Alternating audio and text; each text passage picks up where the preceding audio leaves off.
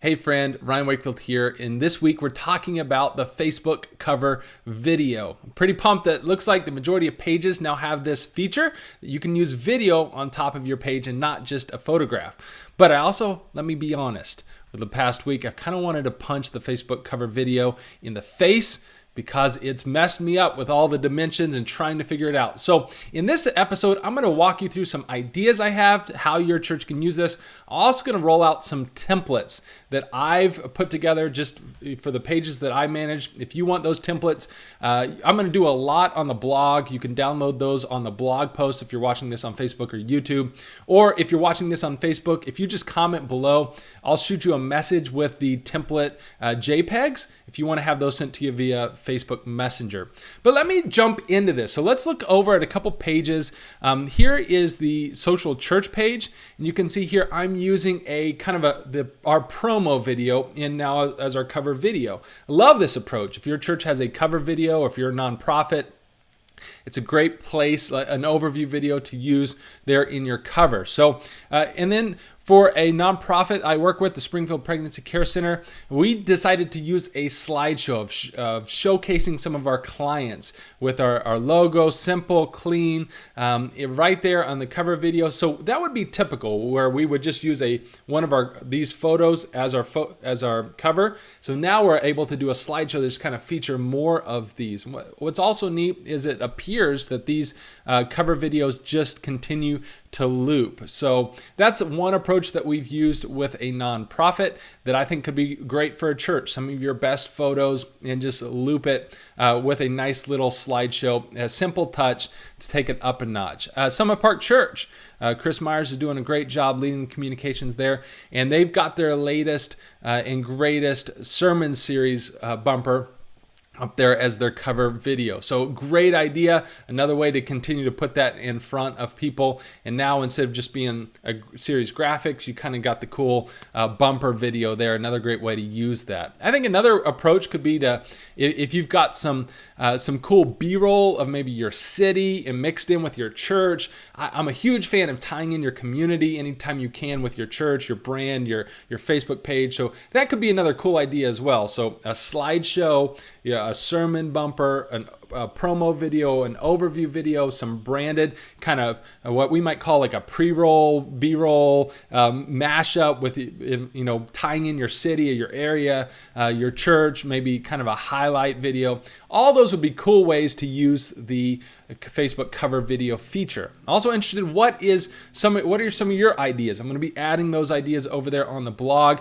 I threw that question out in the Church Marketers Facebook group, and so that's why, again, I'm going to point a lot of people to the blog, because some of the details on how long does the video have to be, like between 20 and 90 seconds, what format, what are some best practices, that type of approach. I'm going to put all that on the blog, because knowing Facebook, all that stuff changes. So that'll allow me to kind of keep a log and then update that as we go along and give you more ideas and details that's best really in blog format as opposed to video. One thing you also want to do is when you upload a cover video, and for that matter, a cover photo, you want to go in and you want to make sure you add the details. So click up there, click into it, click edit post, and add your title, add your description. You can add captions. I see a lot of churches and nonprofits, when they upload this, they never take advantage of this information because Facebook doesn't make it obvious. So make sure you click in there and add all those details. I know in a previous tip of the week, we talked about how you can actually add a call to action,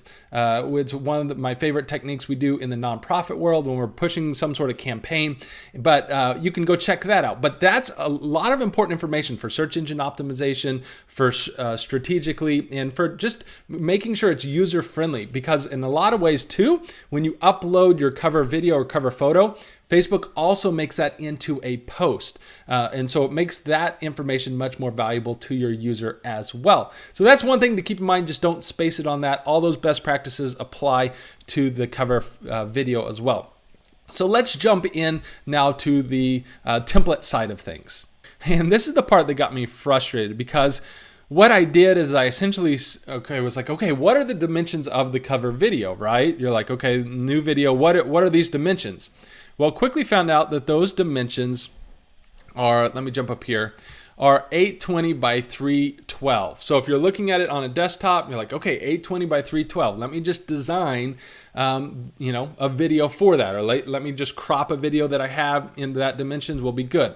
Here's the problem: is when you upload that on mobile, which you're probably seeing more than half of your traffic viewing your Facebook page on mobile. So this is a big deal. This is the only part that is visible. So this internal dark blue square and throughout the templates are going to be for mobile. Light blue is desktop. So 555 by 312. So one option is design the video 820 by 312, and then put all your titles, graphics just in this internal spot. So when mobile crops that out, then you're good to go. And just on the mobile device, they won't see this outside deal. So that's a good approach.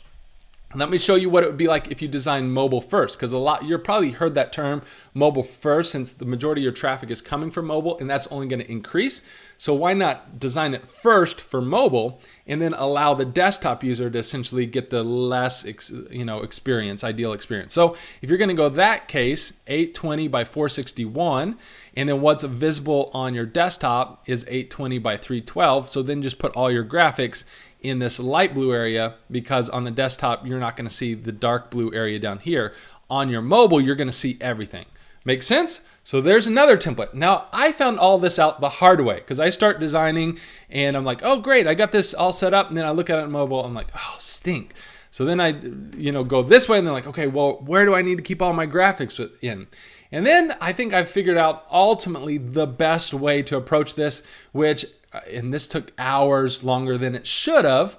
And it all comes back to like, oh, okay, that would make sense. So let me jump down to what I would recommend if you're editing a video for this. Here's how you would do it. And it's the good old design your video 1920 by 1080. So that would be a traditional 1080p, what we're used to, HD. This would be probably what you're playing up on your side screens. If you have high definition, it's probably what you upload anyway to Facebook or YouTube. And I've got a 1280 version of this, which would be 720p for an example as well. But if you design it like that way you have a video that you can use in service, you can use it on other platforms, and then on mobile, which is again this dark blue area, everything will show just fine. So if you upload 1080p, it's going to show just fine. But then what you're going to have to keep in mind in whatever program you're using to edit, if you set up guides, you're then going to see, okay, on desktop, it's only going to show 1920 by 732.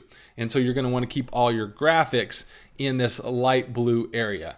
Hopefully that's making sense. So if a mobile first and you want the most versatile, this would be the template that I would recommend, which is great news for us people who have done video editing, or if you do video editing, because this is a much more simple than designing all these weird aspects. And let me also just say too, again, have a 1280 by 720 template, and that's what this looks like if you want to set that up, because a lot of times maybe you're shrinking a video and you're going to move it around so you can get some of the important parts in this visible for desktop section. So I threw a lot of numbers out at you, and that is what I found. It's still a little bit clear as mud in my brain, but that is what I would recommend, and just setting up some guides and knowing this is going to get chopped off on your desktop view. But at least you now have a template and an approach that you can run with. Now, for you who may be a video editor, this is your area specialty. Here's one last thing to consider. And I'm going to open up Photoshop for this. And video is just crazy now because you have so many different platforms, and they all show different aspect ratios. So I'm going to show you what my approach is going to be moving forward, and what I might recommend you keep in the back of your mind when it comes to this. So let me show you again. This is 1920 by 1080. This is where I think a lot of people, and maybe you're 4K, and you're just going to expand this out a notch. But for most people, just going to do a 1080p example. So this is what I would design a lot of my videos at, understanding then that this is what it's going to look like on desktop. Again, when you upload it for Facebook cover video, you're going to see everything on mobile.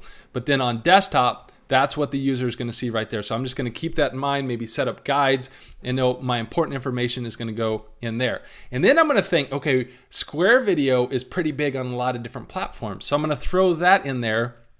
had 1080 by 1080 square. So now when I'm designing or having a video editor work on this, I'm going to think through if we ever wanted to do square video, that's what it's going to look like. So ultimately, if you really want to kind of graphic proof your videos for lots of different platforms, you're going to have a 1080 by 732 square right here in the middle. That is essentially your graphic and title safe zone. So if you wanted to do one video and design it again by this right here, 1920 by 1080, but then put all your graphics right here in the center square. That way, no matter what platform you're doing, Square or Facebook cover, all of your graphics are going to show up right there in the middle.